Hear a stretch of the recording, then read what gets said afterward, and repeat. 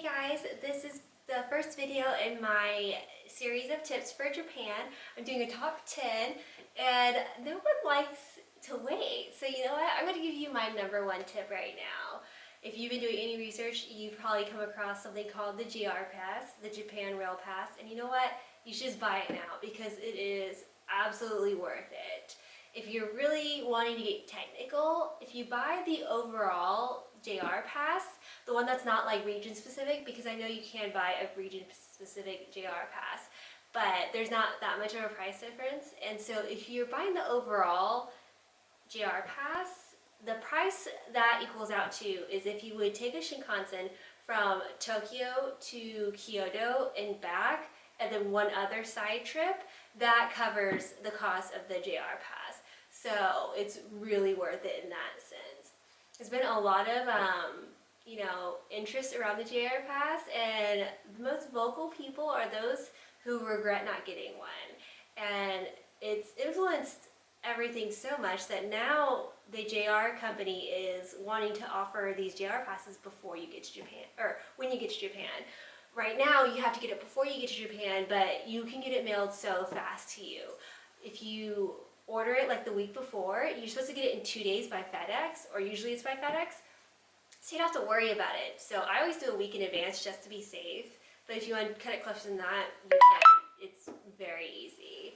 And another reason why it's so good is because it's just so convenient. Say you're not sure where you want to go and you just don't want to plan out every single detail, because that's not fun. Trips that are spontaneous, you end up somewhere you didn't think you would be, you just go out and explore, those are the best.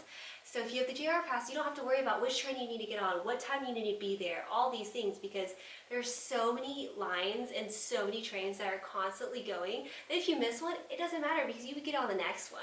Or you just go somewhere completely different. And with a JR Pass, you have freedom for that. You don't have to be like, oh, I bought this ticket for this specific time and you just didn't get there in time, or you just don't want to go there anymore, or you plan too much. So JR Pass just really gives you so much freedom, and that's really the best thing.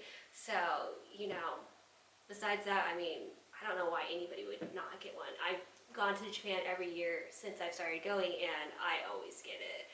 It doesn't even matter if I know how far I'm going, it will always be worth it in the end. I usually go for 7+ days, and so the JR Pass comes in certain increments, and sometimes you might want to start it a day or two after you get to Japan, because if you bought a 7-day pass but you're there for 9 days, there's 2 extra days that are unaccounted for. But if you are going from the airport to your hotel and then just walk around the area that your hotel is in, you don't want to activate it for that day because it's kind of a waste. So, just pay to go from the airport to your hotel accommodations, and then from your hotel back to the airport, and then you've got those 9 days covered.